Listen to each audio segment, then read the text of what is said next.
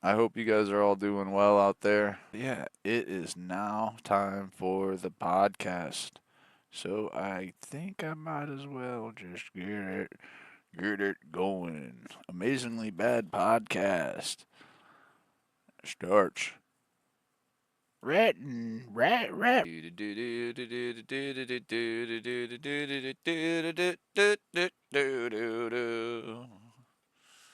Yo, yo, yo, yo, yo, yo, yo, yo, yo, yo. What is up? What is up? What is up? It is I, your boy, your friendly neighborhood. Amazingly bad. Amazingly bad. Amazingly bad gamer. And as usual, wherever you are, whatever you're doing, I hope you're having a good time as long as it's a good thing. And most importantly, I hope you are safe and doing well. I want to thank everybody who's here right now, everybody who will be here with me in the future, and even the people who won't be here at all. I appreciate you. It says amazingly bad podcast. We'll change that. It's amazingly bad podcast. Anyways, what we don't appreciate is people who like to give other people a hard time and just be complete nonsense for no reason. Um, Hope you go change your ways and come back later, and we'll appreciate you. That would be pretty groovy. So, anyways, how is everybody doing tonight? How are you guys? How is it? How is it going? Today is going good. It's going okay for me. But yeah, we are out here. We had a good day. It was a good day. It was a good day yesterday, right? It was a good day. Played some Ninja Turtles for We Play Wednesday. And then I obsessively tried to get a certain game going in Carta 95. I don't know. I couldn't. I don't know how to do it. It used to be I could figure something like that out. And, well, actually, I kind of think I figured it out, sort of. I think I have to get a, a specific player for it. Because, anyways, yeah, I think that's what you have to do in order to play that game.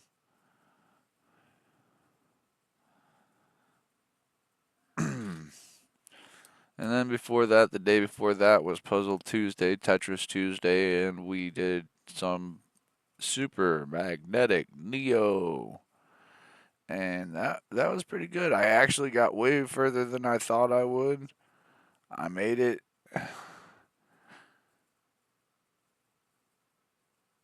I made it past few a few levels. I think it was a couple levels. And now I'm on yet another seemingly impossible level. And how do you do it, ABG? Good question. Great question. I'm glad you asked. Well, as Nate pointed out before, I think I just happily, haphazardly fumble. I fumble through it and I make it. Woo! Go me. Much like Three Stooges short, that's what I do. That's my whole life. In fact, today I wasn't even going to do the podcast, right? But ADHD fueled me, pulled the podcast out of my rear, and I was like, you know what? I'm going to do it. That's what I'm going to do. I'm going to do that right now, you know? I'm going to do that tonight. I'm going to do it, I guess. I wasn't going to do it. I was going to say, geez, you know what? I'll do it next week. I mean, I've been doing the podcast regularly for a while, and usually the times my schedule stops or changes or has changed in the past was either A, because I'm doing something or whatever, and then it goes back, it resumes, or B, it's just, you know, some medical issue or whatever, you know, or like when the power went out and I had to resituate. Um, that was a good time. Whole power went out. The power went out all in my studio, all in another room. Um, it wasn't cool, but we got it. We got it together, dude. That's what matters. I ended up moving all my stuff over here where there is power, and then we ended up taking care of all that situation, the power resumed magically. I'm not even like it just one day after like a couple months or a month and a half or so, the came back on over there. And but anyways, I made the best of the situation, and I have a nice little area that I need to uh, fix up again. Well, it's not too bad, but look, I don't put all my knickknacks and accoutrements back there, accoutrements, because well, I've got cats, and I don't need them to mess that stuff up. So I need to get this other room and other stuff situated, and maybe I could have a different studio set up, a different area, um, for that. That'd be cool. Maybe I might do that. So I hope you guys are all doing well out there. Like I said at the top, um, but yeah, it is now time for the podcast. So I think I might as well just get it going. Amazingly Bad Podcast starts right now.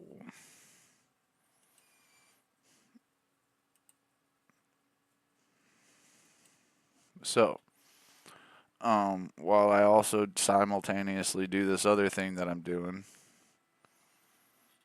um, which I'm not really that great at multitasking in a way. But let's see. Hold on. I hope you guys are all doing well out there. That's me. That's past me. What I'm doing right now, I'm trying to get this.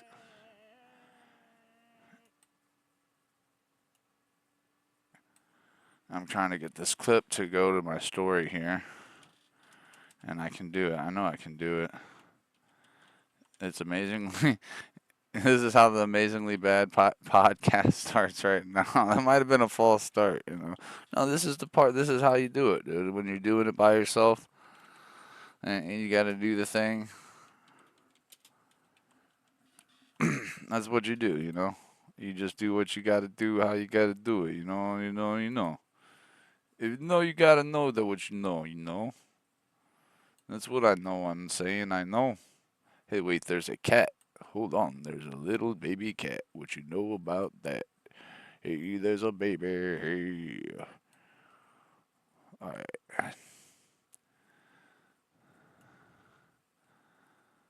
Yep, that's a baby cat. Alright.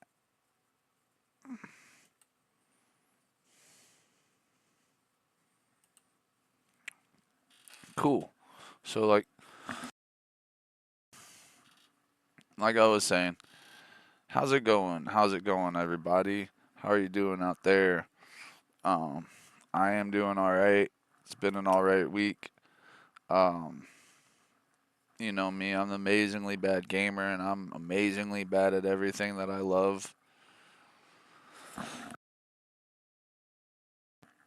And I guess for the podcast, I just wanted to start off by talking a little bit about, I guess, a little bit about me and about myself and the channel in general.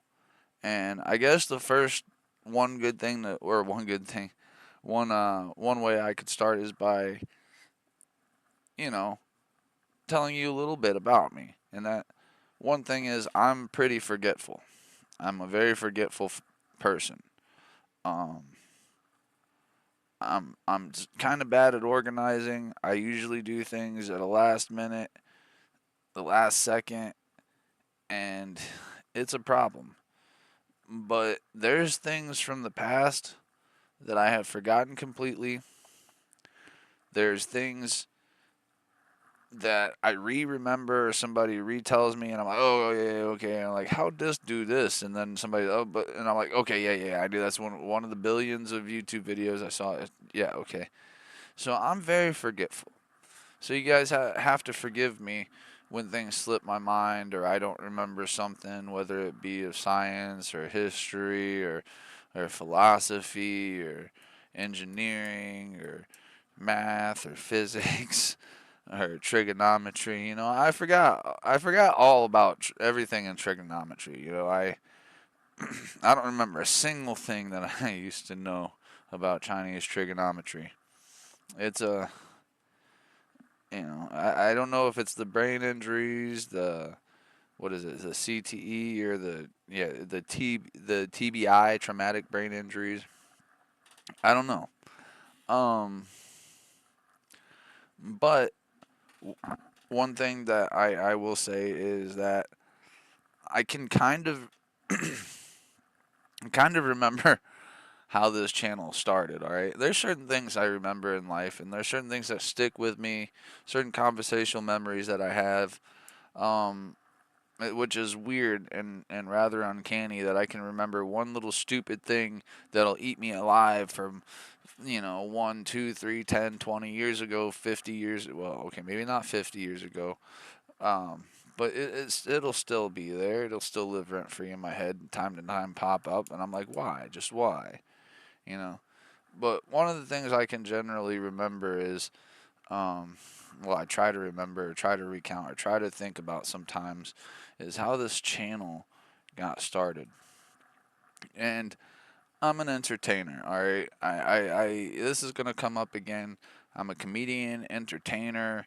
I like to do music. I like to write stuff. I always have.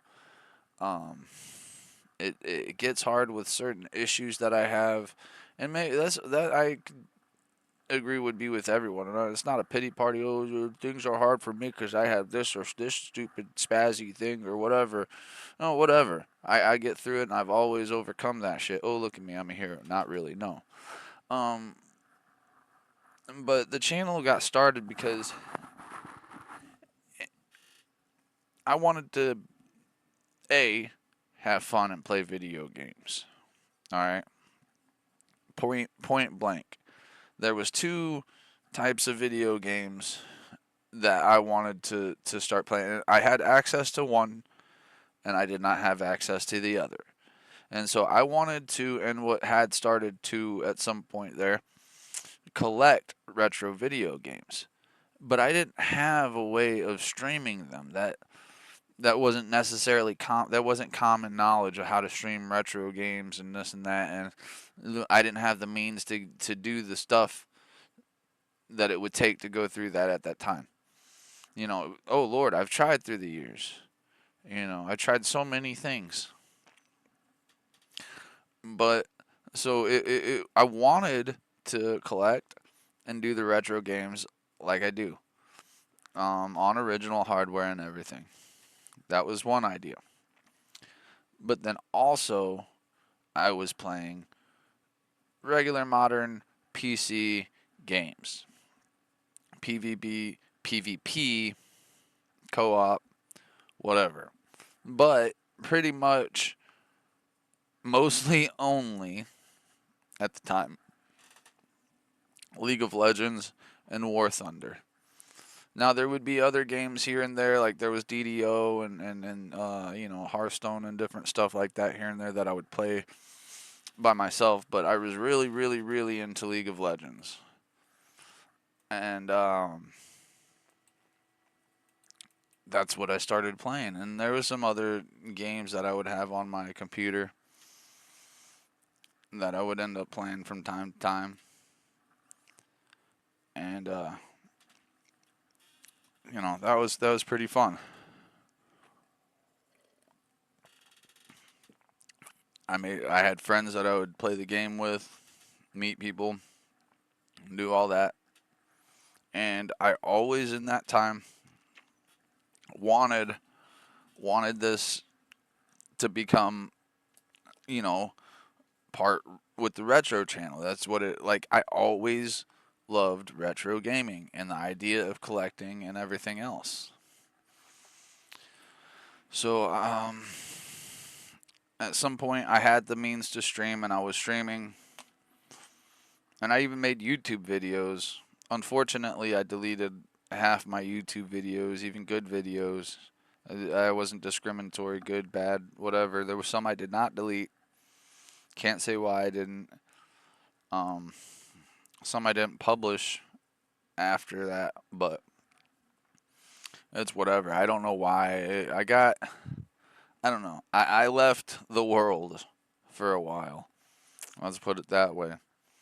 And well, at one point, I took off with my computer. Well, I took off. My computer was mailed to me, and then I left from there, and my computer was commandeered and basically stolen, if you will. So I wasn't able to resume streaming or resume making videos or anything. And that sucked. I didn't think that was going to happen. I thought I was going to get my computer back, and I didn't. And so after I lost my computer, I lost something else really important. Um, Besides some stupid game account permanently, I lost somebody that I really cared about, and I watched her pass away. And it was a very terrible, terrible thing, terrible, miserable time. And I, it brings back real obviously just really horrible memories. And I quit gaming and I quit streaming, or I didn't couldn't stream anyway. I just quit everything. I just ultimately quit life, all but completely, you know. Like I did that, what is it, the soft quitting or whatever, quiet quitting, but with life. Just checked out. And and then I ended up getting involved into something I really really wish I didn't, taking more years out of my life. Um, and it just wasn't what I needed to do. I didn't need to be out there feeling like looking at for some kind of answers from some group of people, some religion, some whatever. Feeling like it's like I went to a church. I got into this church. Not saying don't go to church and blah da da da da, but this is specifically, it just wasn't right. It wasn't where I needed to be. There was a lot of issues for one, but that doesn't matter. For me, that wasn't what I was supposed to be doing. No matter what, it has always felt like nothing I was doing was what I was supposed to be doing. And then my my my dad died and my dog died, and I felt like I wasted all that time ignoring so many things, so many problems, not spending time with the things and the people that I loved. And I is just, you don't know the things that you have, the things that are there. I took for granted, and before you know it, didn't they were gone. These I loved my dog. I loved my friend. I loved my dad. And so yeah, that it got to a point where I was just screwed over so many times, left and right. And I'm not playing victim here, but and by you I mean me, being screwed around, left and right, then maybe, well, there's a listicle of problems, and yeah, partially problem would be me and how I could handle a situation essentially, but how one can be treated is a huge problem. And I can go through all that stuff through this job or that job that I tried to get. Again, it all runs back to, it wasn't what I was supposed to be doing. I'm sitting there trying to do things that I'm not supposed to be doing. That's not going to work out for me. And I know, and I still felt like that was what I had to do. So I was going to do that. No, what I needed to do was anything that I did outside of my pursuit of happiness, which we talked about last week, had to work towards my pursuit of happiness. So if I got whatever it was, a job or this or that didn't work out, all that in the meantime had to go be for this. And it needs to continue. It needs to go to be for my comedy and for entertainment purposes and for video audio entertainment. Amazingly Bad Gamer. Um. Anyways, so I didn't have a computer. I didn't have anything. And then my friend gave me a computer, and I had it sitting there and everything. And then after all this crazy, stupid stuff, losing these lives in my life, from my life, and being completely just lied to, manipulated. But it wasn't like I didn't know I was being manipulated. But there was just some really grotesque stuff that I really when you just gotta go. You gotta get out. When you know something ain't right, get out. When you know it ain't right, get out. Make sure it ain't right, I suppose. Make sure. But I mean, sometimes we have false thoughts. I just wanted to make sure that it wasn't me. That's why I stuck things out so long. I had to make. So, anyways, eventually my friend gave me a computer, and I don't know, one day I just kind of resolved that I need to start streaming again, and I did. And I got this one job, major injury, got cellulitis. Um, Within the first 3 days, that didn't last. Next job, I got a raise in less than 3 months. Great employee, blah blah blah blah. Uh, got jammed up by a very very jealous supervisor that wanted everything his way. I didn't get fired, but um, this other job that I had. Oh, you're great. Everyone loves you. You're doing a great job. Blah blah blah blah. Moment I asked for a raise, you piece of crap, you little boy. Oh, you ain't worth nothing. So I was like, I can't be. Why am I gonna give these people my life and my time and slave for them? I'm not slaving for anybody but myself.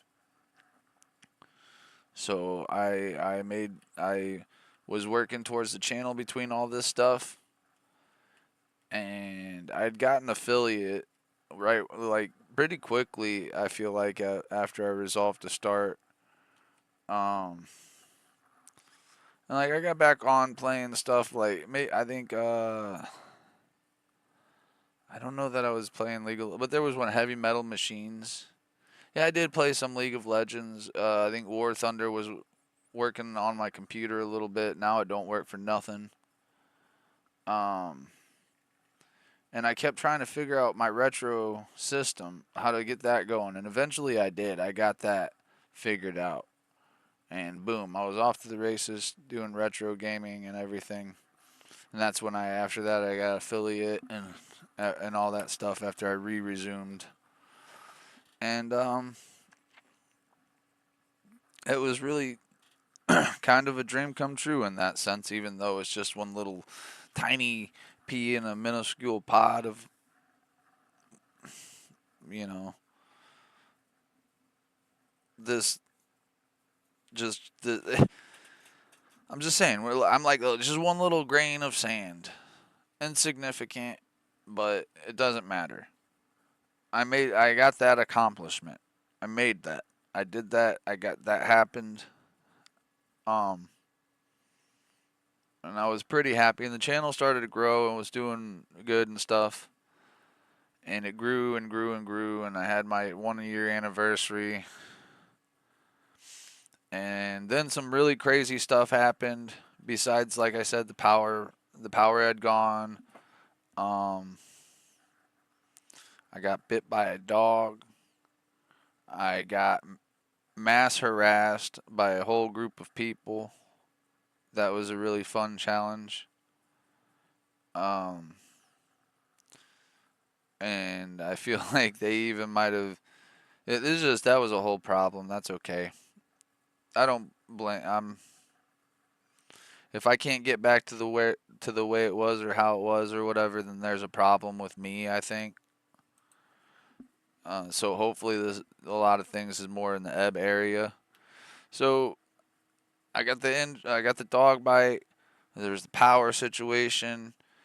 Um, what was next? I got traumatic rhabdomyolysis, and I'm dealing with that all while I don't know what it's called. It's not rated like the negative, the bad rated, like the bad kind of soft rated. Um, just people causing problems. I'm sure other people have experienced it. Um, some of them might still cause problems, and I do my best to just really ignore it and just be the bigger man. If you're out there and you know, you know. But if you deal with that stuff, just try to put it out of your head. And that's what I do. Cause if I can't, if 100 people don't like me on the internet, I mean there's still a billion people on the internet. I just got to find the right people, the right percentage of people, the right group of people, the right whatever, and we'll have a good old time. So I've had so many injuries, and I whatever. I still have my own issues, and that's why the podcast, the schedule isn't always super consistent, and I think I make that real clear. I'm trying to maintain the 7 p.m. or so time for the event, but I'm not always going to start at 3 or 4 or whatever. And maybe sometimes I need to I need to stream earlier for a little bit and then you know bring it back later on. I don't know, but while I know that my stream here isn't gonna be anything successful, it's not gonna be anything big, it's not gonna be the next big thing. It really wasn't meant to be, and I feel like I had a good run there for a little bit, and I thought, oh, this is everything is exponential. Things are exponential. I didn't anticipate the crap that was gonna come ahead, and and if I should say how ill prepared I was to handle it. Um, but no, I'm just gonna do my best from all the injuries, from all the setbacks, from all the this and that, and admittedly, I wasn't like I said, I didn't handle everything perfectly, and that's my fault. But I'm not gonna let it just hold me back. I'm gonna keep going. I'm gonna keep streaming. I'm gonna keep being here. Um,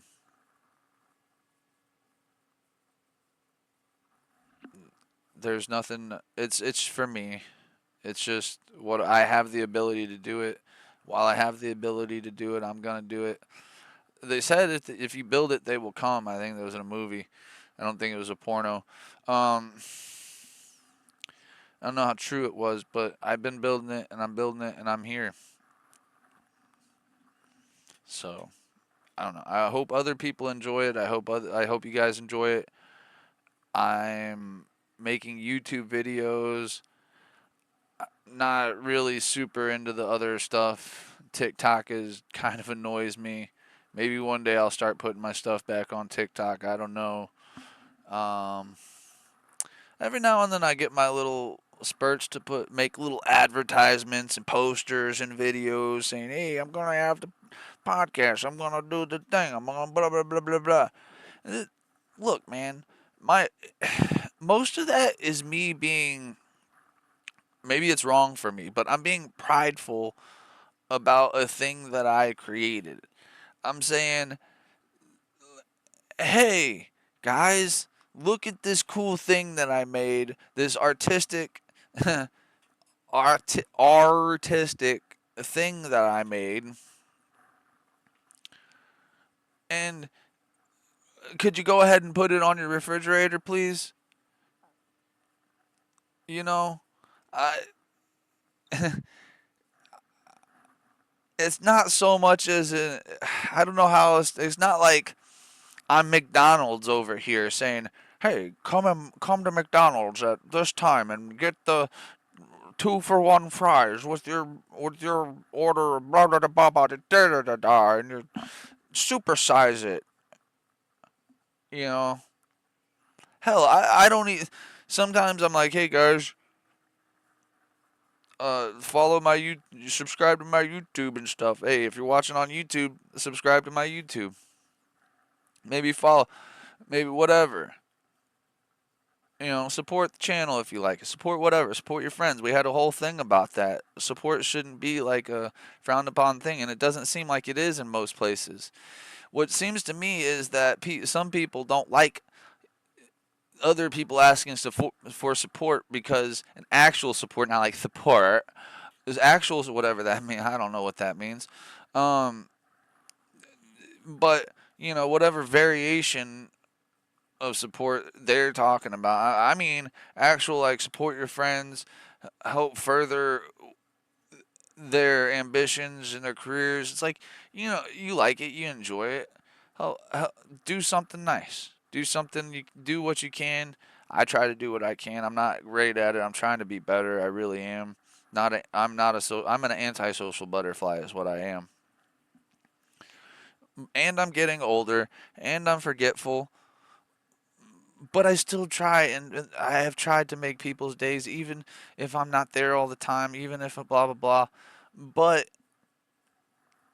if you ask me as a friend, or as a like a streamer, as a whatever, you say, "Hey man, I got this YouTube channel," and you come to me specifically, or you say, like, I'm gonna follow your thing. You follow my thing. Not that I follow for follows, but I appreciate it. So, like, if you follow me here, and up until I can't, and it's like you follow and you hang out and you watch and you do and everything like that, I'm gonna try to make sure that I catch up to your channel, even if I'm just lurking, even whatever. I'm gonna try to do my best. Now, I don't have good equipment. I can't be everywhere. My stuff's gonna explode half the time.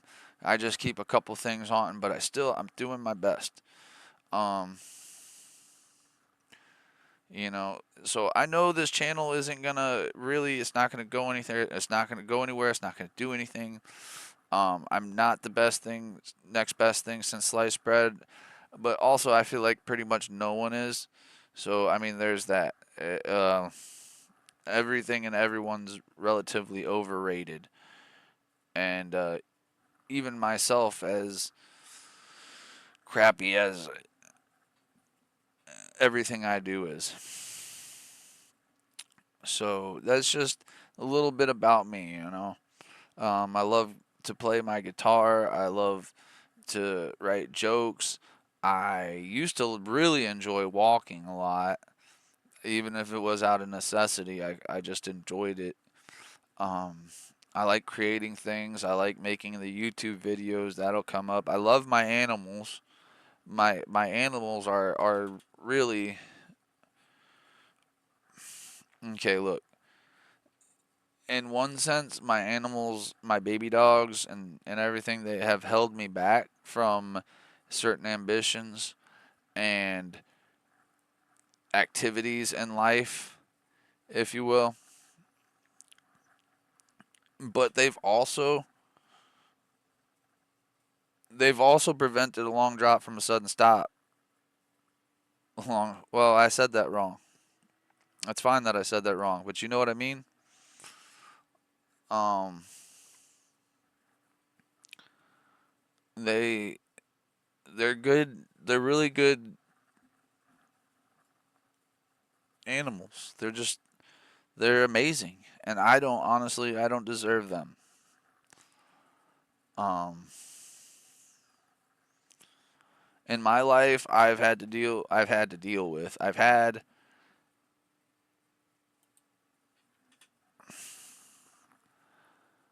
interactions with a lot of different animals, but I have only had my own dogs a couple times. There was their mom, that was my dog. She had puppies one time, but I had to find homes for them.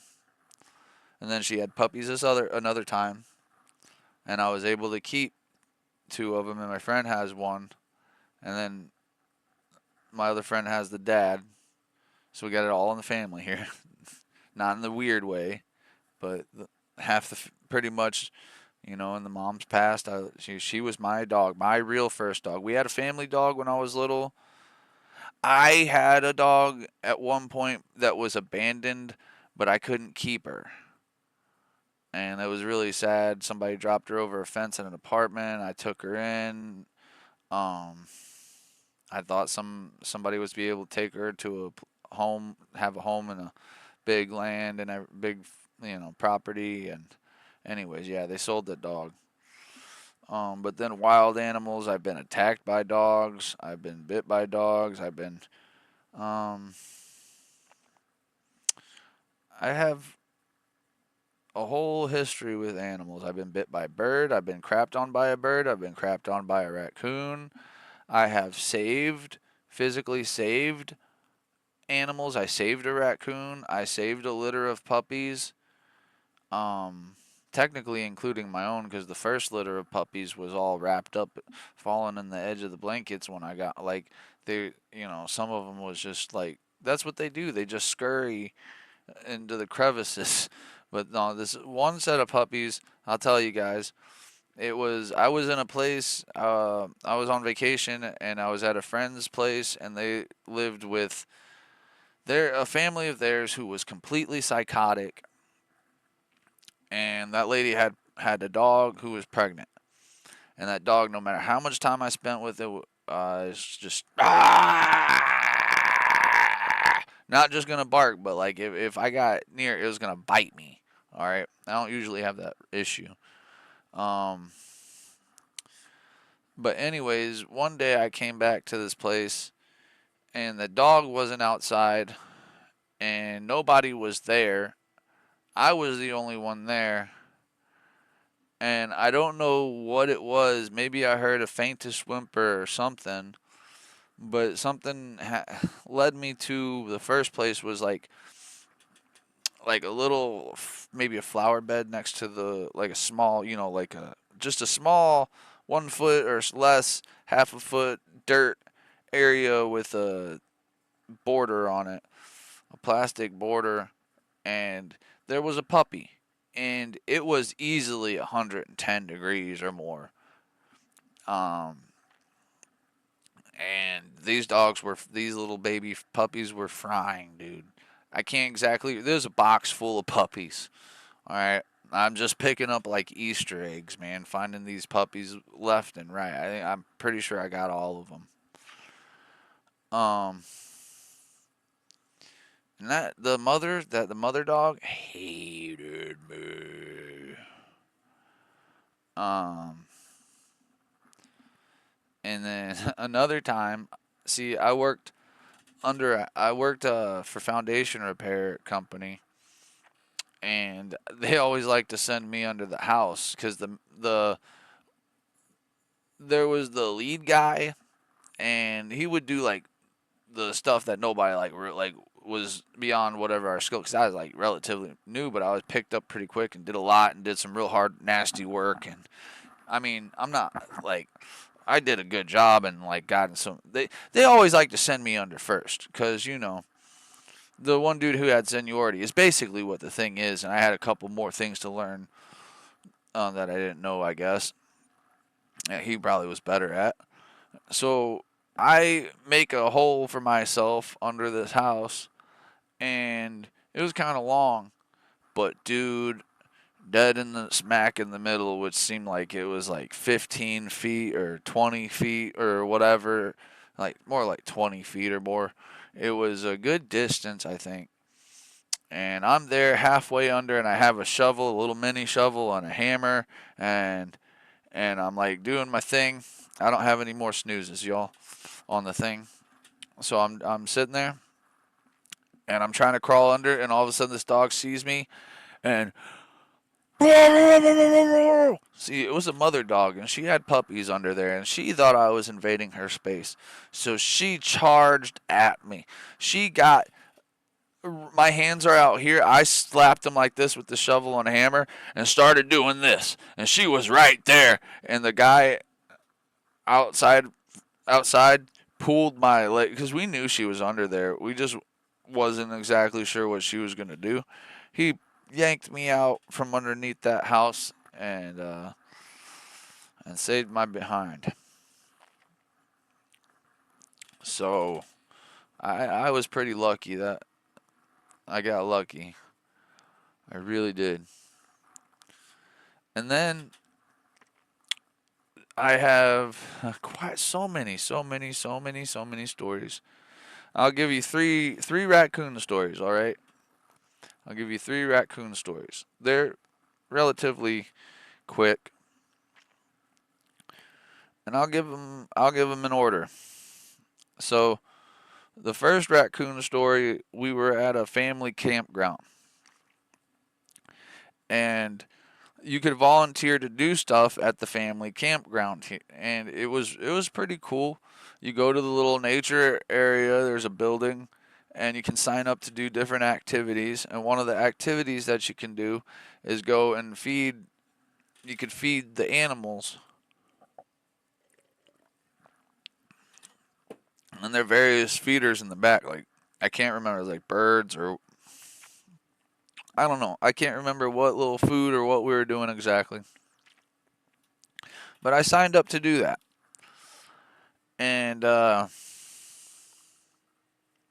go outside and I'm doing the thing. I don't exactly remember how or what I was doing because it's overshadowed by the immense fear I had when this family of freaking raccoons ran up on me and was like, yo, get, like, give me what you got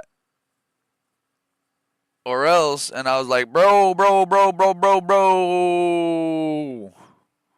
And I just backed up to the door as I have many a times in my life and got inside, and they could not do anything. They didn't do anything. They just stayed outside, and dude, little kid me was scared. I'm surrounded by a family of freaking raccoons. There was easily like six fat ass raccoons out there, dude. Look, I'm not shaming the raccoons. I'm just saying I think they could have got the better of me had they all jumped at once. I know how raccoons are because of the next story. Well, at the time, the next story didn't happen, but I had my suspicions. So, my next adventure with the raccoon, we worked at a grocery store, my friend and I, and somebody who worked at the grocery store also found a raccoon, and they put it in a little, carrier cage and everything, and they said, "Hey, we got this raccoon. Do you guys want to take it?" And we're like, "Oh, I guess we'll take the raccoon, whatever." So we take the raccoon. It's chill. It's cool, hanging out with us, and but we're not trying to keep this raccoon, dude. It's cool to have and hang out with for a little bit, but we're not trying to do all that. We live in a little apartment, so we try to sucker somebody else, the neighbor upstairs, into taking this raccoon. So I go up there and I'm talking to her and everything, and she's taking the raccoon, and well, the raccoon begins to climb up on top of my head. And I'm like, okay, yeah, this is adorable. This is cute. There's a raccoon sitting up on my head. Haha, that's funny. I've got a raccoon on my head. Awesome. And then I feel it nestling in my hair. Like I'm thinking it's just nestling because my hair is comfy. But it's positioning, dude.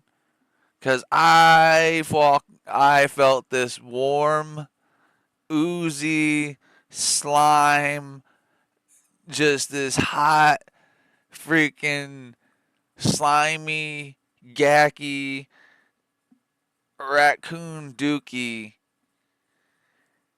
just envelop my head. And yeah, I had long hair, and it was just like I felt.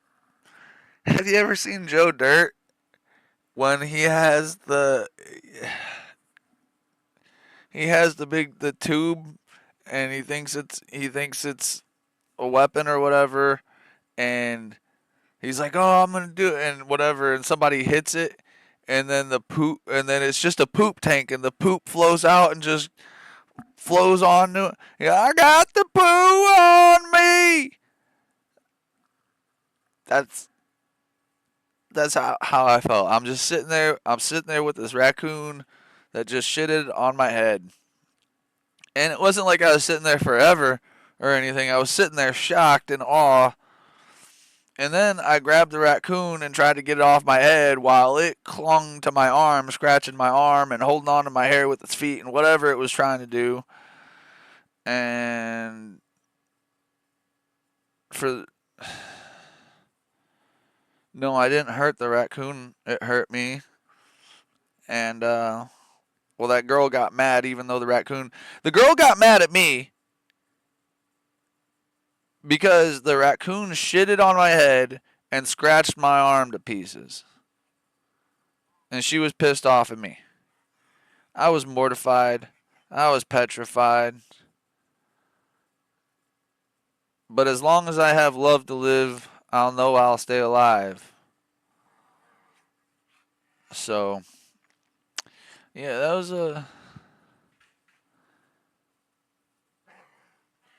was two raccoon stories, right? Got shitted on by a raccoon. So, the next raccoon story, that's my dog back there. If you can hear her just arring and yarring and being a baby. Um, so the next raccoon story, we were out there. I was outside. I was out doing yard work and picking up. We're like Frank was mowing. I was doing whatever. I don't know. And I looked in the road as I was walking by this section of road, and I see a raccoon in the road. And I'm like, oh dang, there's a dead raccoon in the road. And as I'm looking at it, I'm thinking, I don't know, because it doesn't stink. There's no smell. There's no odor. And there was just there was bark and there was pieces of tree, and I'm looking at it and I see a little puff of breath from its lung, like a little move, and oh no, this thing's alive. It's not dead. And this is a sad story, but it's a good story. So to alleviate that pressure, and but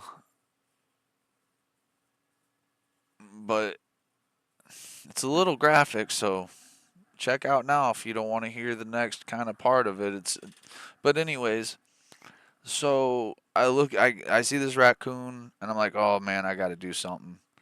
And I go and I grab a trash bag to lay it on the ground and kind of help the raccoon onto the trash bag, slide it gently. And I noticed a couple things. So it was barely, barely, barely, barely breathing. One.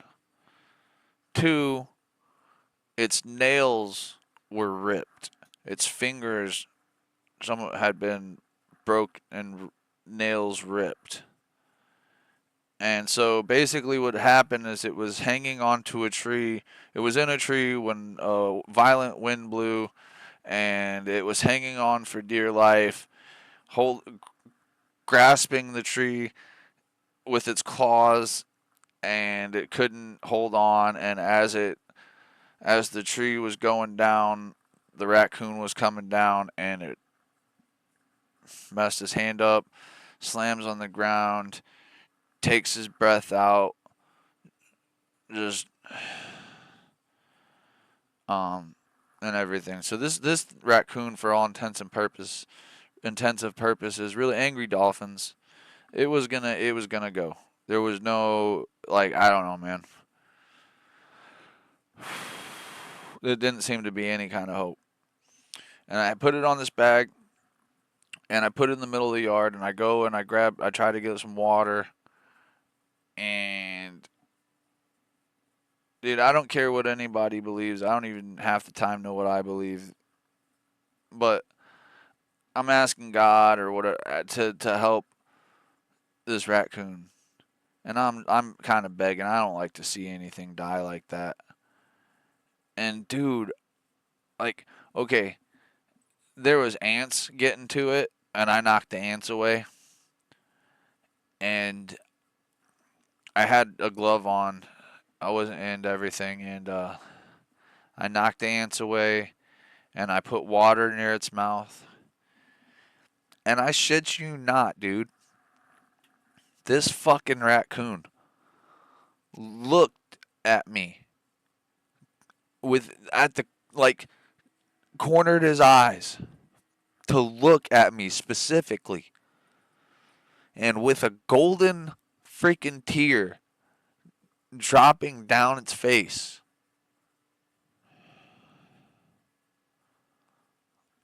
And bro,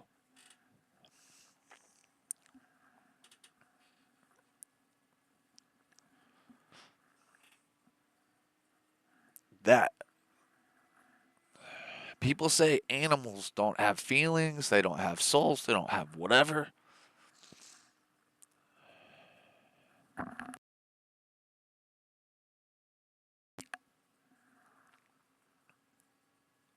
That raccoon knew I saved its life.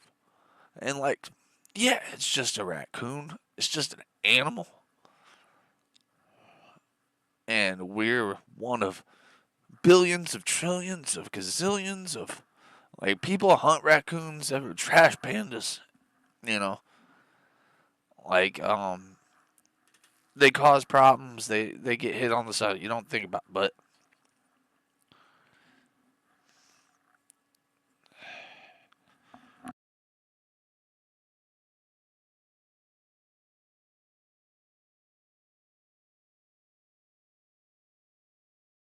this raccoon, like, just knew. And animals know. I don't care how feral they are.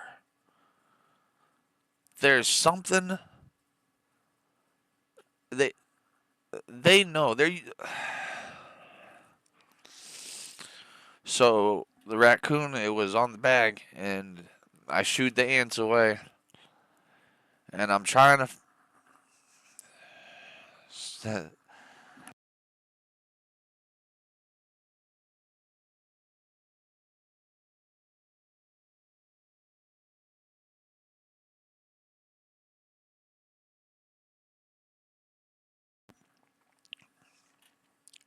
look up on the internet anywhere I can go to take, like, who the fuck is gonna take a raccoon, dude? Like, I've got this raccoon that's, like, pretty much dead. It barely shows any signs of life. I all I can say is we just made a real connection right there. And this woodland creature, one out of a billion of whatever, that, is usually just roadkill. How do how the fuck am I gonna get somebody to help this thing. Like, I never went to the vet and seen a raccoon. As you don't. So I'm looking it up, and I'm not finding anyone. I'm not finding anything. And then I get one place where it's an exotic animal rehabilitation, but they're not taking any more animals. They're not taking any more animals. They're full up. They're not taking any animals. And I explained to them the situation and what happened. And I can't remember if it's like they called me back or if they figured it out right there, but they said, that we're gonna take the raccoon. You bring her in, we'll take her. And so I got this raccoon and I took her into this animal rehabilitation, exotic animal sanctuary, real rehabilitation. And well, I called back a few days later, like a week, and they said she was doing she was doing well. She had been recovering, and I called I think I called again or so. She ended up it was a she, and her name was Rocket Grace Raccoon, and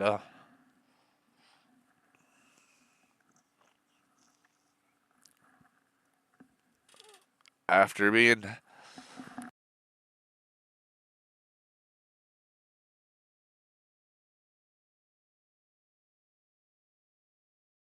you know after having been attacked by wild raccoons,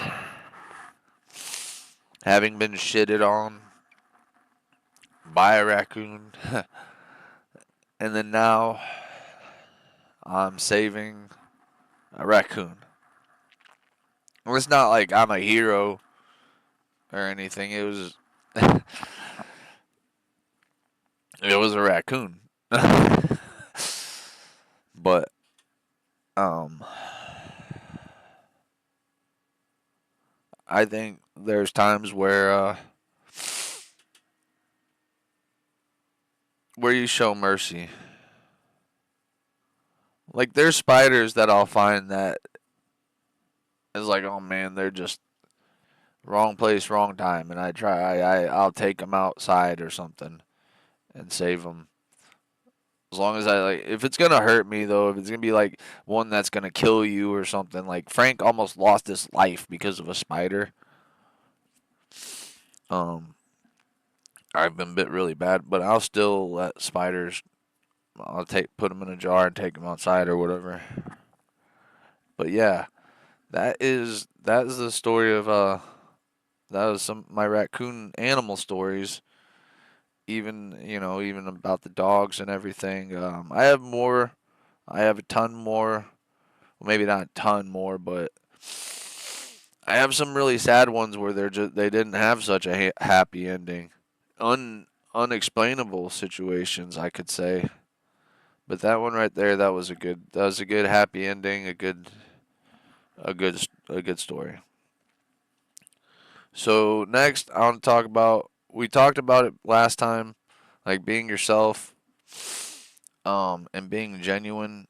The importance of being yourself and being genuine. I just, I, I, I don't know how I really can't speak much, but I am very perceptive, and it just seems to me it doesn't matter. But I hate just seeing disingenuity, disingenuous, just disingenuous people, and a lot of times they're the ones who make it. The whole fake it to make it, fake it to make it, fake. I can't fake it to make it, man. I can tolerate. I can tolerate it to make it if I'm gonna make it, but to a degree, I just can't fake it to make it. I want to be partner and everything, and I want to have a successful YouTube channel, and I want to be. But dude, some of the best. greatest comedians didn't have shit, even for maybe for their whole lives or the majority of their lives.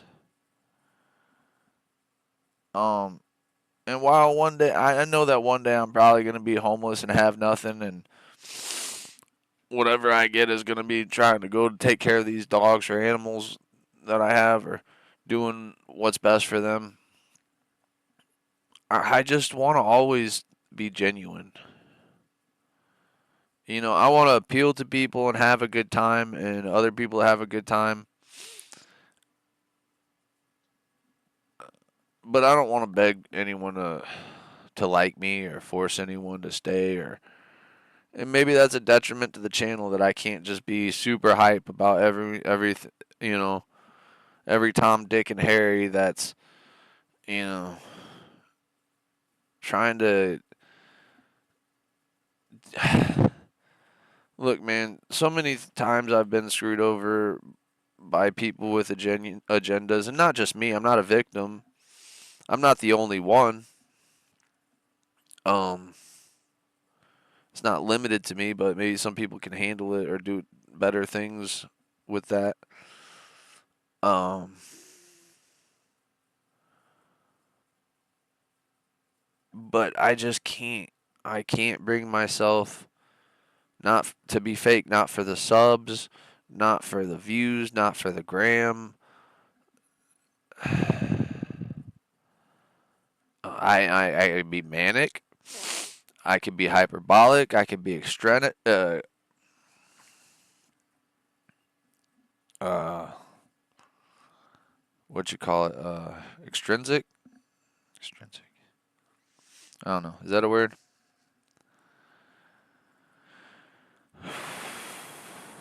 But I just simply can't fake anything. I can't fake my enthusiasm. I can't. Well, again, I can't fake my apathy. I've spoke this before. Um, and I can't stand people who do. Like I'll see just oh my gosh, I'll see people being complete morons senselessly in chats. And they're doing it on purpose. They're really just being buffoons on purpose. And I wonder why other people play along. And I look at it and they're a little more successful than me. Oh, you got 50 people who watch your fucking channel. I've got 2 people who watch my channel. Oh, in the grand scheme of things, what's the big fucking difference? You know? I've been told by people like what I'm talking about who hate my guts, potentially. I've been told, all my money comes from streaming, comes from Twitch, from the people here. And it makes me think that those kind of people, they don't, we don't want the same thing. I'm old school. I'm a jester. I'm not trying to just simply take someone's money for the sake of taking it to make my living. Like, it helps to make things easier whenever you have monetary support. But if I want anyone to pay me on Twitch, I want it to be Twitch paying me the majority of whatever. I don't want it to have to be the people. Granted, you have to have a certain amount of people who will basically sponsor. That's what I'll call it, is sponsor you. Essentially, is what it is, a sponsorship. But I'm not here trying to. Give me your money, give me your money, give me your money. Hey, look, I do a good game. I'm making fun of this guy. I'm making fun of him. I'm making fun of him. That's so funny. I'm saying stupid stuff. Look at me. I'm stupid. I'm so stupid.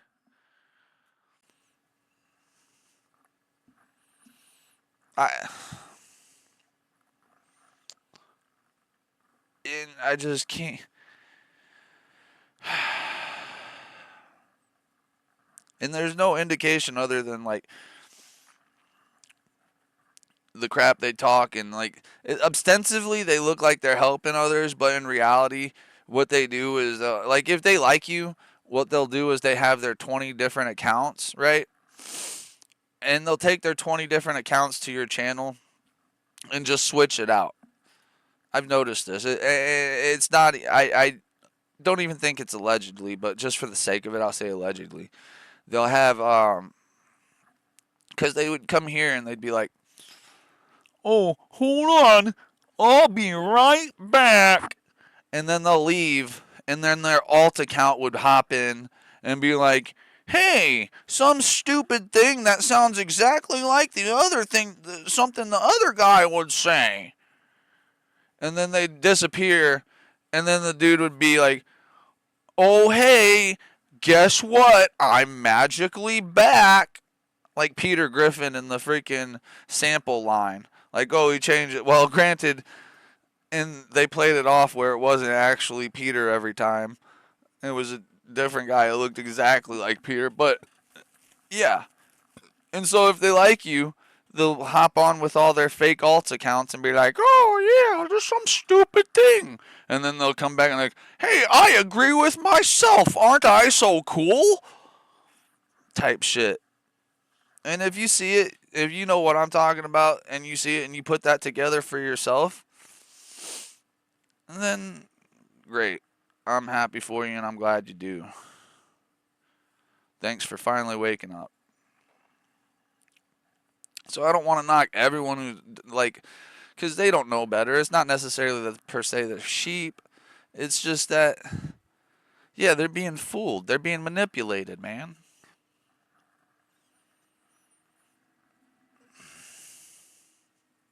And I can't blame everybody who's manipulated. There's a lot of manipulators, a lot of liars, a lot of scoundrels, a lot of obfuscators, a lot of people who will say that, oh, because this guy is succeeding, I'm not going to succeed. And I guarantee you that person said to himself, oh, shit, ABG is starting to get viewers. He has 10, 15 viewers at a time. Let's see if he has those viewers if I have those viewers at night my in this person's mind, in their mind, who's ever. If I have those 10 people, those 15 people, that means that they don't. If those 10 people subscribe to my channel, or 15 people or whatever, then they can't subscribe to his, therefore he can't make his Twitch money. So what better way than to get that Twitch money than to go make this guy look stupid and say, "Hey, people, look at me, look at me, look at me dance, guys. This guy's stupid, me good, me cool. He's stupid. You know, like him, you." But it all goes back down to being disingenuous. These people, these people are liars. They're frauds. They're not themselves. They're monkeys that will do anything they can and dance however they have to, and just to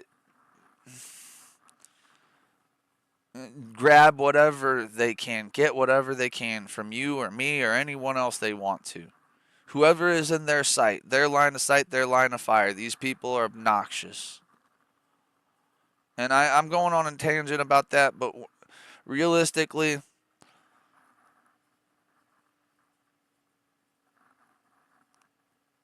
and I know, look, one side of my mouth I'm saying, oh, these people, but really, one thing I do need to do is not even worry about that. I'm pointing it out that it exists. But it goes back to what I'm going to keep doing with this channel and keep going and being genuine and not worrying about anyone else. Even though I'm human and it comes across my mind and I have I have issues. It's hard to deal with. We talked about it before. Um, but I'm gonna do it. I'm just gonna keep doing it. I'm gonna keep going on. I'm gonna live my life steady, chasing that paper, Gotta live your life. Hey. You know, not paper, but like your pursuit. That's what we'll substitute. Your pursuit to be happy. And if other people are if I'm miserable, being made miserable by other people, there's a couple things wrong. And it goes back to there are a billion people in this world, and if I made 1% of a billion people entertained or kind of happy, where they got to see me and know me and everything unbiased, no presumption, whatever, that'd be cool. That'd be cool. But I'm not gonna get there by being somebody else or being something else. I'm starting to kind of try to be a little bit more social, and I do sometimes at times. I do. But sometimes I have issues that kick in where it stops me and prevents me from being social. And also, I'm not going to go into other people's chat rooms and other people's channels and just be a complete buffoon. Granted, with friends and stuff that we know, like Anjay, I know I can go into your channel and we'll be fine and make some jokes, but because we have like a brain and and convey wit and stuff, and it's good. There's no issues, right? It'd be a little bit, but there just the moment I start feeling like I'm being a moron, a complete moron in somebody's chat or anything, like I consciously realize that I'm being a moron, I'm gonna bow out.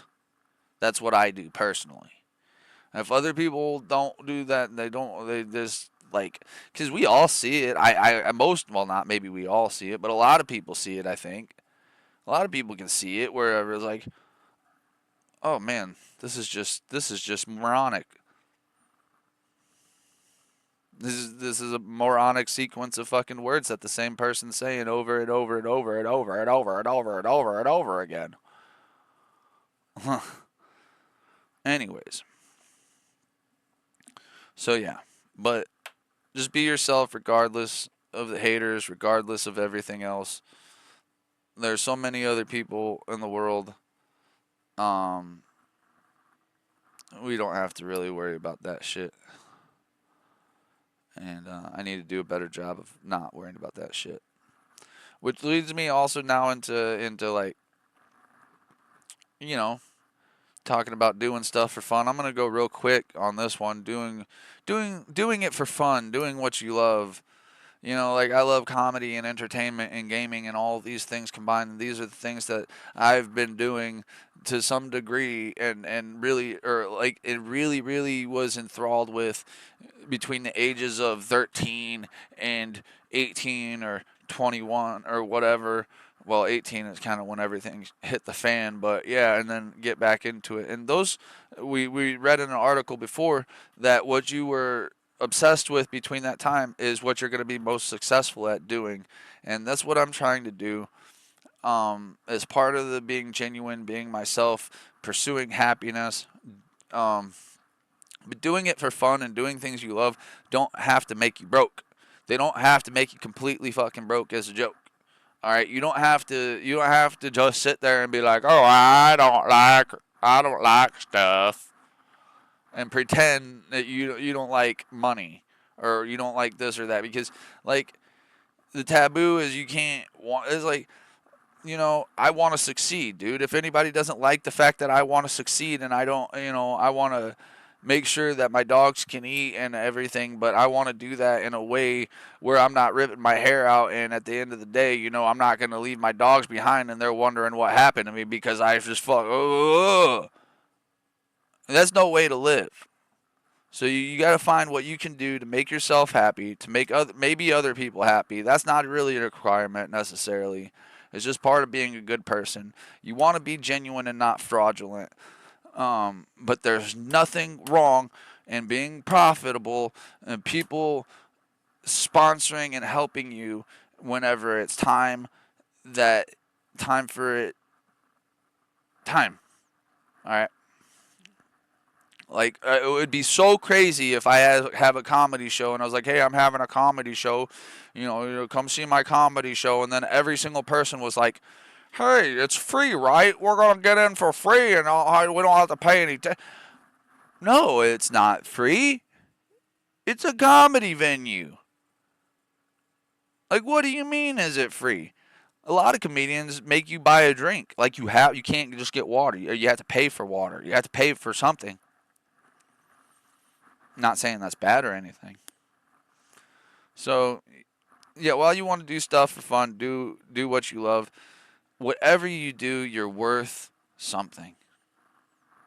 Now, whether you have to sacrifice a lot more for a little bit or for a long bit, that's one thing. But don't sell yourself short. Don't sell yourself short. Now, nobody is required to give you anything, or me anything, or anybody anything. But people do give other people things. Whether it be out of the genuine love and support, or out of just like, uh, wanting to get something in return, or just purely they're manipulated. It happens, and people succeed, and people do all kinds of stuff out there with sponsorships and advertisements and GoFundMe's or PayPal's or Cash Apps or just whatever, you name it. You go on any given channel anywhere, there's people out there saying, hey, chat, give me money. Chat, gimme. And while I don't think that's necessarily the greatest thing to do, I do think that, you don't need to be ashamed to know that, money makes the world go round. But also, nobody should manipulate or sucker people or be like, I get all my money from people just because that's what I want to do. But you better never ask anybody for money or else you're a piece of trash. And it's weird. It's like those people I was talking about earlier will do that. They'll be like, hey, this guy's asking people for money. He's a piece of trash, ain't he? Come give me your money. They literally do that. But anyways. So, yeah. Now the next thing that I'm going to bring up here, I'm not trying to get political, confrontational. You know me. I don't like that stuff. I want to have, I just, but every now and then, you just have to let the world know. You have to advocate, propagate the fact that pancakes are indeed better than waffles. And let me tell you why. Because A, you don't need a special maker to make a pancake. No. You just, in a lot of cases, you just make a pancake. You got a box. It gives you the box with the powder, and it has all the stuff you need. And even if you don't have that, you get what the it's just a few little ingredients to make some pancakes.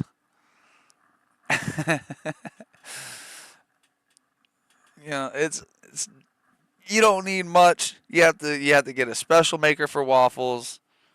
They're not even American, for one. Now, not to say that things aren't American or bad. I'm just saying that we gotta support our American made pancakes, because you know look, if we were in Belgium, I'd say you'd have to support the waffles. You'd have to, because that's where the waffles are from. That's just, but pancakes, yeah, they're better. So I just, every now and then that comes up, and I know people are really needing to know. I have to settle that debate, settle that question. All right, so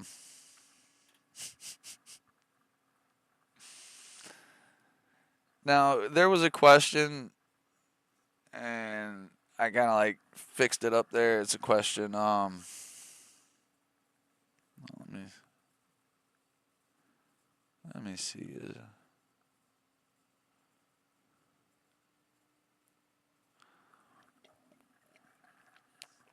All right, I had to make sure there wasn't any fuzzies in my water. Um, does everything after 1999 suck? And I would have to say no. I don't think that everything after 1999 sucks because I grew up after 1999 as well as before 1999. And I think I liked a lot of things up until there's just been a lot of good things in the years. A lot of funny things. There's been still funny sitcoms. There's been good comedy. There's been good movies and shows. There always have been. There always will be. It's just the good ones are going to be overcast more and more, overshadowed by bad, stupid things because there's more and more and more and more and more and more and more, and it's getting just like there's going to be a billion gazillion movies one day, and how are you going to pick through and find the actual really really good ones? So it's not that it's not that I think that things were better. It's just there were less things and it was easier to find better things. Even though it started getting oversaturated even then. But there's always a paradigm shift. Things always change. It's just a matter of when they change. And yeah, certain changes do suck. But as far as the political situations go, is they've been doing the same thing political wise from the beginning. Like I don't think there's any right like there's some things that are actually right and wrong, but that's not what politics is about. Politics isn't about what's right and wrong. Politics is about manipulating the masses and these rich politicians getting richer and richer and the ruling class controlling everyone. That's what politics is majoritively about. Yeah, they want law and order. How are you going to maintain law and order? Well, no one's going to.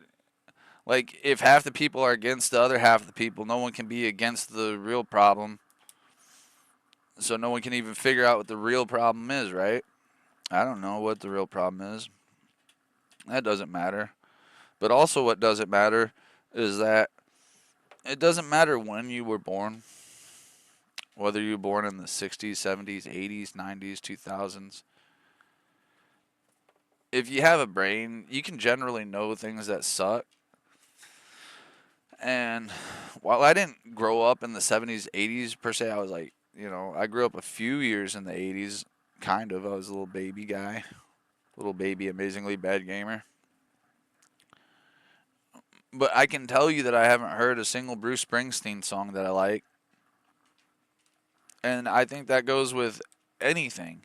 It doesn't matter what time period you were born. If you hear something that's good, now granted, you might have to get used to, like, if, oh, I'm from the 1800s, huh? And then you hear something from the, 1950s even. That's, oh, this was crazy. This was different. You give it some time and you'll find what you like or don't like about it. And that's how new things work.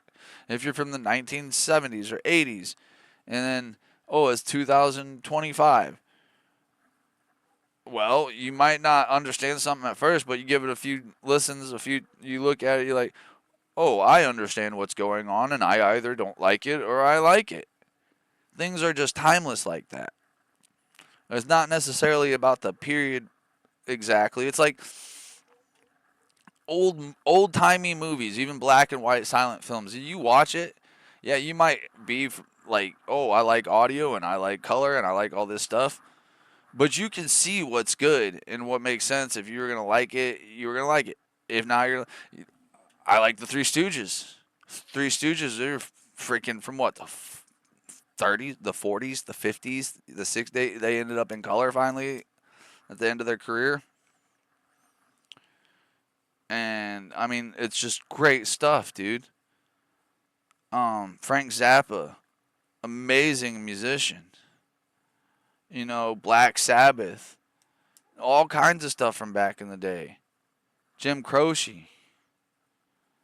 Um, just so many timeless bands and musicians and artists and shows, and it's just times change, mediums change. Um,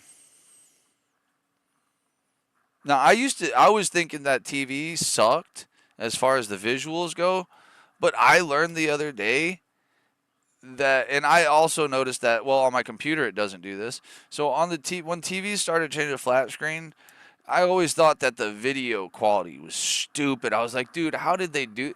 Dude, there's a setting on your TV that changes like the dimension, your depth of field or whatever it is. Like, so one setting is for sports, and that's what most people have it on, and the other setting is, you know, for theater and moving and creating this certain illusion that TV otherwise would have, you know, instead of this like just downright absolute reality. What, you know, you want a suspension of disbelief. You need to see the blur. You need to, you know, by see the blur, you don't need to see the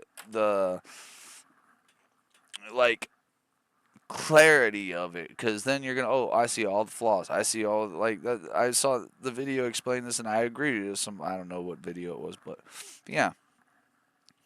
So anyways, um also, yeah, U2 suck too. I've never heard a single song from U2 or Bruce Springsteen that I liked. I think I heard one from Bruce Springsteen that might have been tolerable. I'm not sure, but yeah, I haven't heard everything in the world. But so there's that. um but there are gatekeepers in this world. There are gatekeepers that will say that you have to be from this time period, or you have to know this, or you have to know that, or else you're not funny, or else you're not a good musician, or else you're stupid, or else you don't know what you're talking about. And they're the same people who even have these popularity contests on social media. The ones, a lot of them win the social media, and with disingenuity. I don't know if that's a word, but being disingenuous. Um, but that's okay. It's not okay necessarily with the gatekeeping and stuff. The whole winning, I don't care about. But gatekeeping and doing all that stuff, like, nobody owns entertainment. Nobody owns comedy. Nobody owns reality. Nobody owns experience. Nobody owns this stuff.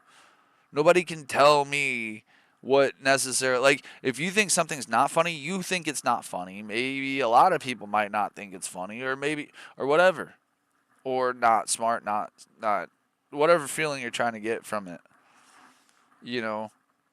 But no one can say, oh, because I think it's not this, you shouldn't think this too. Can't do that. Or that's just idiotic. Um, I'll never win the popularity contest. Never, never, never, never. Not here, not on social media. You know, in person, it's a little bit of a different story and stuff. Like, as long as you're not people trying to like look cool in front you. The big problem is when other people try to look cool for others. Like, that's just the weirdest thing to me. I'm gonna try to look cool, so I can't like this guy. I can't think that's funny, or I have to think that's stupid. It's such a strange phenomena. Just be yourself. Don't worry about what somebody thinks. And that, if you think it's funny, you think the guy's good, you think it's entertaining, just think that. Just enjoy it. All right. So now I want to go on to the news. It is time for the news, y'all. Are y'all ready for some news? I don't know. It's not really news, but it's whatever. It's news. Here, let's see if we can find some news. News, news, news. Newsy, news, news, news. Let's go. Alright.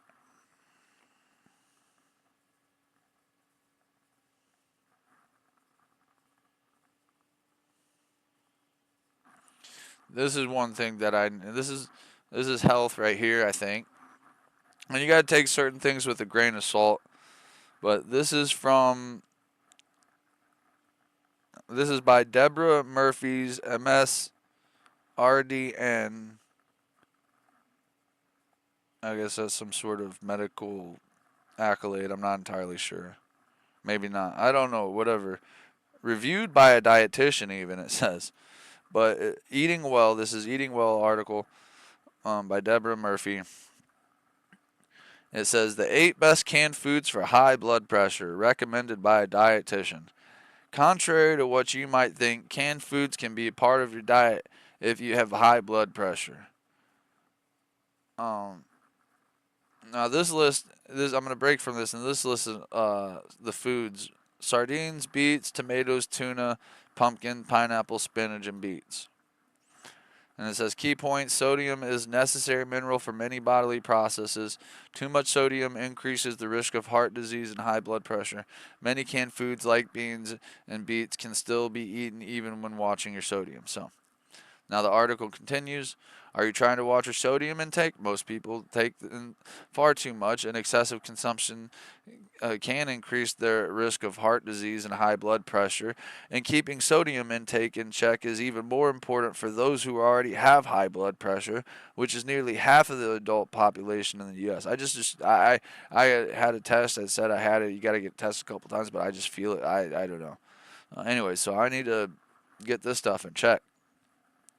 If you have high blood pressure, canned goods are likely on your do not eat list because of their bad reputation for being high in sodium. In fact, canned soups are one of the salty 6 popular foods identified by the American Heart Association as culprits for excessive dietary sodium intake.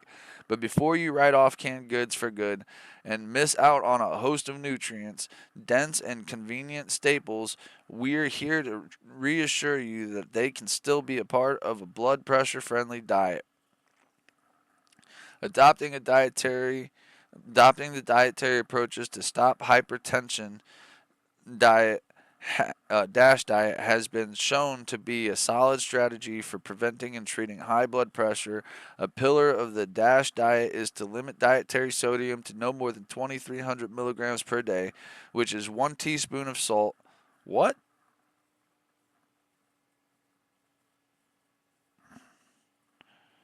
Okay. Canned foods can be quite high in sodium, so look for low sodium or no salt added options. Draining and rinsing canned foods can also reduce sodium by up to 40%. Additionally, like many diets, the DASH diet emphasizes the importance of fruits and vegetables, but here's one thing. It doesn't specify that they must be fresh. Canned produce is still packed with the same heart healthy nutrients. The same goes for high quality canned proteins like fish and legumes. In this article, we'll review what to look for on canned food labels when shopping and the top canned foods for high blood pressure recommended by dietitians. So essentially, you're going for canned sardines here. Canned sardines are packed with omega-3 fatty acids and calcium, both beneficial for blood pressure. Omega-3s help lower blood pressure by reducing inflammation, and calcium is an important mineral of the DASH diet and eating pattern designed to lower blood pressure, says Veronica. And just a 5-ounce can of sardines provides a significant amount of heart-healthy omega-3s along with 18 grams of proteins and 20% to 25% of the daily value for calcium, which is 1,300 milligrams. Not sure how to use canned sardines? Try them in Greek salad, so on and so forth. What I understand, like fish has mercury and all that stuff, so I don't know. Canned beans. A lot to love about a can of beans is its versatile pantry staple that is a budget-friendly, convenient, and nutrient-dense. Eating canned beans is a great way to help keep your blood pressure in line. They are a good source of potassium, magnesium, fiber, and all that stuff. Studies have linked higher intakes of legumes with lower blood pressure. Just a half a cup of sodium canned black beans provides a whopping 8 grams of fiber, 7 grams of protein, and blood pressure lowering micronutrients like calcium and potassium. I love black beans. I love black beans so much. I do really love black beans. They are so good. Black beans, red beans, all the beans, beans. Um, so, anyways, I'll just like I said, I'll just recap the rest of the stuff. Canned tomatoes, so you got potassium and stuff. Canned tuna, I hate tuna. No, canned pumpkin, that might not be a bad idea. No added salt and all that stuff. Has 4,700. That's a 4,700 milligrams of potassium. That's really good. Canned pineapple and canned spinach. Canned beets. And yeah, so the bottom line, canned foods are known to be higher in sodium, and if you're trying to limit your sodium intake to manage high blood pressure, you may have been avoiding them, but don't toss them out yet. Canned foods still have a lot to offer, including other blood pressure friendly nutrients like fiber, potassium, calcium, magnesium, and omega 3s. Plus, most companies make low sodium or no salt added options for most of these foods. So on and so forth.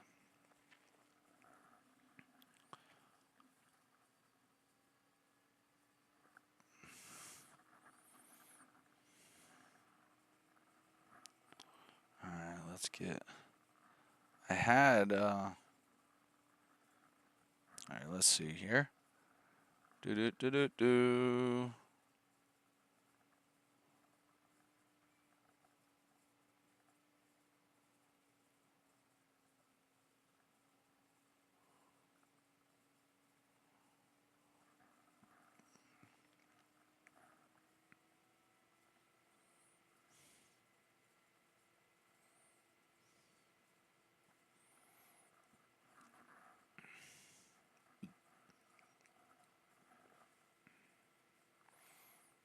Europe freezes U.S. travel as Lufthansa, British Air France, KLM, and more slash routes to major cities, including New York, Miami, Los Angeles, and Chicago, to tap soaring demand across Canada, Mexico, Brazil, and the Caribbean.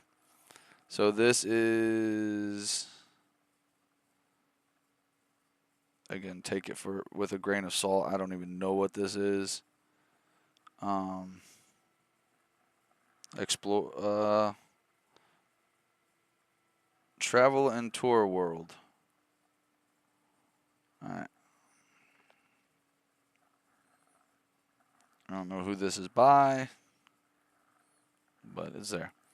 So European airlines are freezing their transatlantic growth and pulling back from major U.S. cities like New York, Miami, Los Angeles, and Chicago as they're redirecting flights to Canada, Mexico, Brazil, and Caribbean, where bookings are rising and demand is outpacing the American market. Carriers including Lufthansa, British Airways, Air France, KLM, and Iberia have adjusted their summer schedules to reflect shifting traveler priorities, with more passengers opting for destinations that offer smoother entry, better seasonal deals, and fewer political complications. Okay, so that's that. They're just redirecting it to different areas here.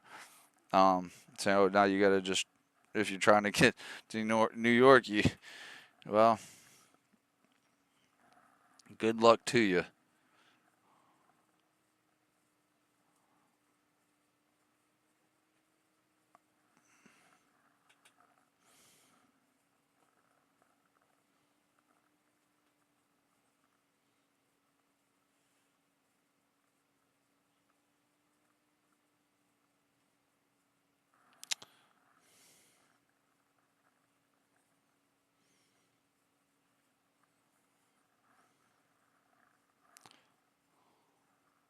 This strange mutation explains the mystifying color of orange cats.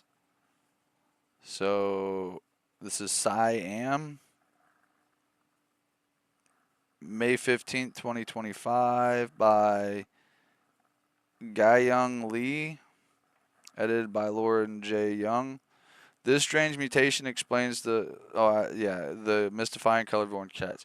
Your orange cat may host a never before seen genetic pathway for color pigmentation, according to new studies.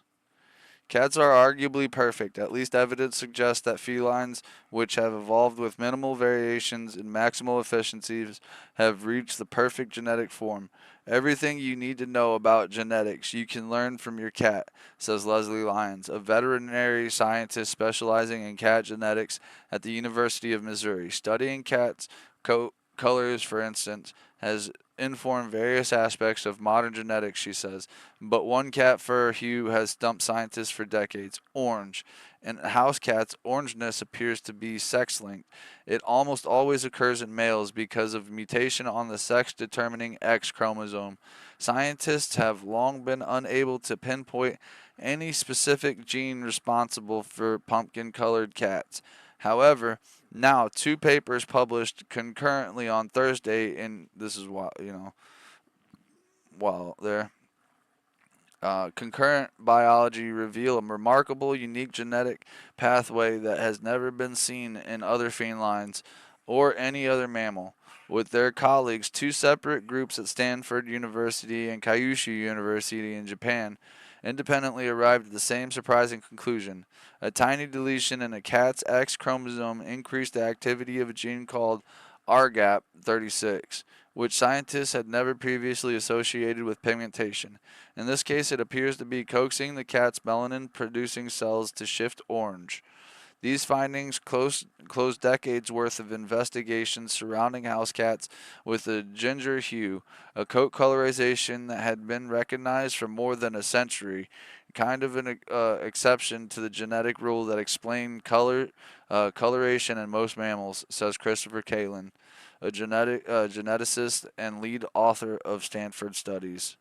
That's partly because what seemed to be causing orange fur in cats wasn't so much an orange gene as it was an orange mutation and an unknown gene, Kalin said. The term mutation refers to changes in the original DNA, notes geneticist Greg Barsh, senior author of the Stanford study.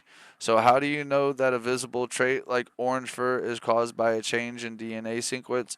Barsh adds, the answer is pretty simple. You see it inherited from parent to child.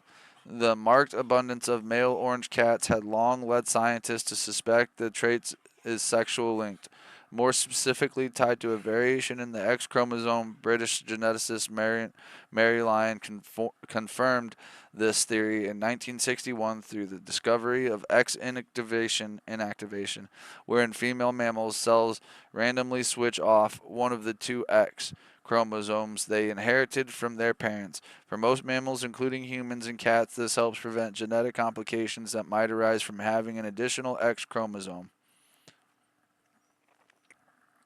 Male kittens, also like most other male mammals, have one X chromosome and one Y chromosome. Male cats with orange-colored parents only get one copy of the orange mutation and thus end up with entirely orange fur. Female cats, however, have two X chromosomes. If one of these happens to have the orange mutation, the process of X inactivation will produce orange, brown, or black patches depending on which X chromosome, orange or non-orange, is activated in that part of their skin. This will give the kitten an overall coat pattern that is either mottled orange and black tortoiseshell or patchwork of orange, black, and white. Over the years, scientists had incrementally closed in on the key mutation's general location on the cat genome.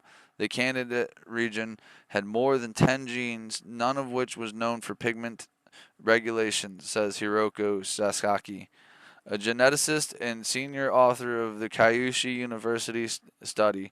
Sasaki and his team decided to sequence the whole genomes of cats with different coat colors to single out any variations on X chromosome. Similarly, the Stanford team collected a variation of data from a wide assortment of cats, directly comparing the DNA sequences of orange and non-orange ones. Both teams identified the small mutation, which was not in the RGAP36 gene, but close to it, Kalin explained. That meant that the mutation didn't disrupt the gene's expression in the cat's genome, but that it was close enough to affect the gene's activity, especially in cells that produce melanin.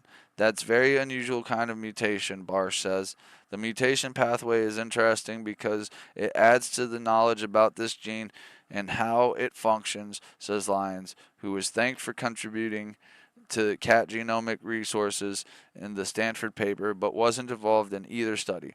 This tells us that health is a complex interaction of genes and occurrences according to the development process. Orange and tortoiseshell cats' tendency towards amusing, friendly, and sometimes mischievous behavior is a running joke among cat owners, but there's no scientific evidence linking coat colors and behavioral differences, Barsh says. Researchers aren't yet sure if mutation could play a role in this.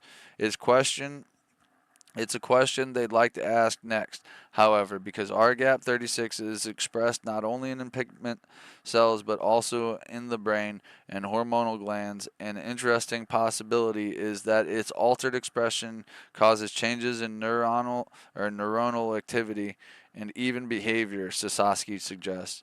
We think that there is no advantage or really disadvantage to having an orange mutation in a cat, Barr says. It's just something that happened because they're attractive, people like them, and so people saved it. And speaking of orangey, let's get the orangey orangeums.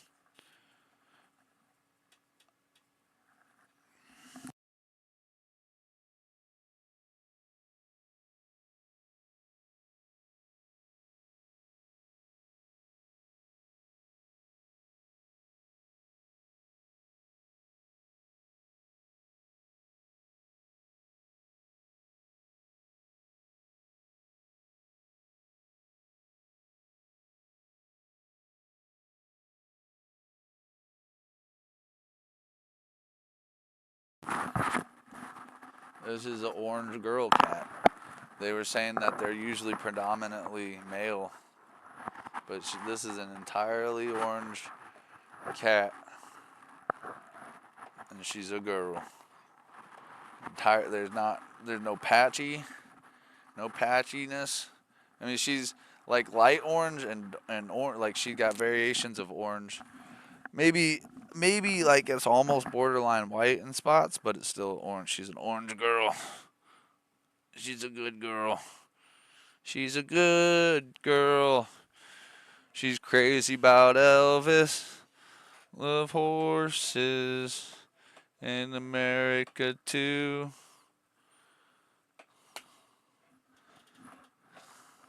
Hi, Mr. Boyd. My dog is telling me he's got to go. But anyways, so the last thing I want to say before I end this completely is that I'm really working on YouTube right now. I'm trying to get my YouTube up. I've been regularly making videos. Um, there may be times I don't make a video or whatever, but I really appreciate having hit over 100 subscribers on YouTube, and maybe I could hit 200 or 300 or even 1,000 subscribers on YouTube. I'd really appreciate it. Maybe even a few more here, whatever. Just but on if you're watching YouTube, I appreciate you guys. Thank you so much, and I want to thank everyone who's watching. Like I said, everyone who's going to be watching later. I really do appreciate you guys. Um, oh yeah, and I forgot one last thing that I forgot to add to the news. I'll be right back with the weather.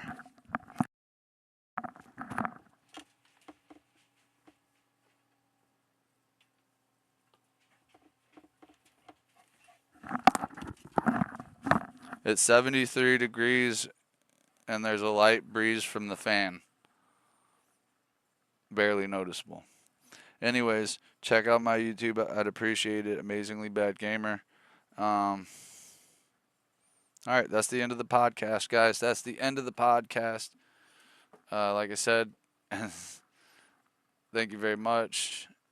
Yeah, 73 degrees, light breeze from the fan. Check out YouTube. Um, I'll get the news articles more prepared one day. But yeah, that's where it is. That's what it is. That's where it's at. And I appreciate you. All right. Have a good one. Bye. Had a beautiful time.